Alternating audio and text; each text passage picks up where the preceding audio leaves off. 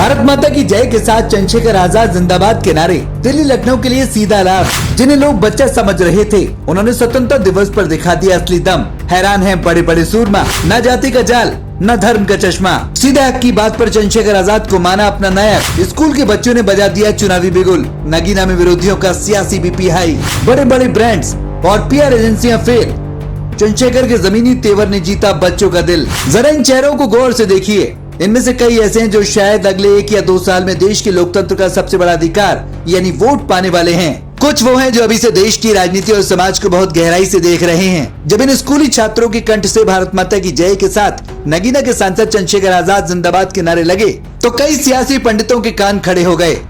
राजनीति के जानकार हैरान हो सकते हैं, लेकिन जमीनी हकीकत को समझने वाले जानते हैं कि ये सिर्फ नारे नहीं है। ये इस बात का प्रतीक है कि आज का युवा मूक दर्शक नहीं रहा। वो अब सिर्फ बड़ी बड़ी बातें सुनने वाला नहीं रहा, बल्कि वो अब खुद अपने हक, अपने अधिकारों और राष्ट्र हित को लेकर फैसले लेने लगा है। उसे पता है कि उसका नेतृत्व कौन कर रहा है और उसे किसके साथ खड़े होना है।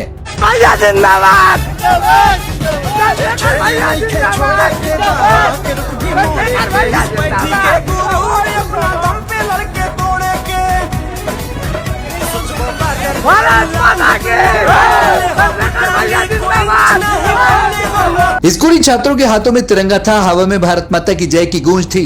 लेकिन इस गूंज के बीच एक नाम सबसे ज्यादा गूंज रहा था, सांसद चंद्रशेखर आजाद जिंदाबाद। ये सिर्फ एक पारंपरिक नारा नहीं था, ये इस बात का सबूत था कि देश की नई पीढ़ी, स्कूल में पढ़ रहे युवा अब अपनी राजनीति और अपने नायक की पहचान खुद करने लगा है।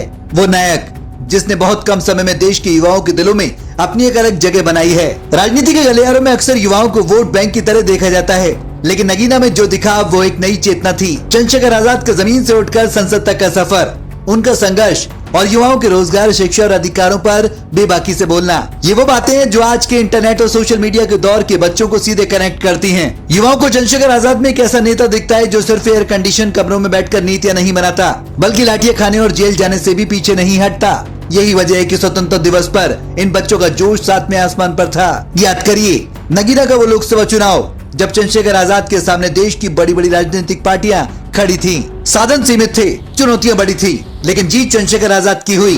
क्यों? क्योंकि उन्हें नगीना की जनता और खासकर वहां के युवाओं ने अपना मान लिया था। और अब चुनाव बीत जाने के बाद भी, संसद का सदस्य बनने के बाद भी उनका ये जादू कम नहीं हुआ है, बल्कि स्कूली बच्चों तक पहुंच चुका है। जब ये बच्चे चंद्रशेखर आजाद जिंदाबाद के नारे लगाते हैं तो वे असल में उस संघर्ष को सलाम कर रहे होते हैं जो जमीन से उठकर दिल्ली की सत्ता के सबसे बड़े मंदिर तक पहुंचा है। ये दिखाता है कि देश का युवा वंशवाद या धनबल की राजनीति से उब चुका है। उसे जमीन से जुड़ा और जुझारू नेतृत्व तो पसंद आ रहा है। सोशल मीडिया पर जब वीडियो और खबर सामने आई तो लोगों की पहली प्रतिक्रिया थी, देखकर अच्छा लगा। अच्छा लगना लाजमी भी है। अक्सर चंद्रशेखर आजाद को एक खास वर्ग या आंदोलन के दायरे में समेटने की कोशिश की जाती है, लेकिन नगीना की इस तिरंगा यात्रा ने उन सभी रूढ़ियों को तोड़ दिया।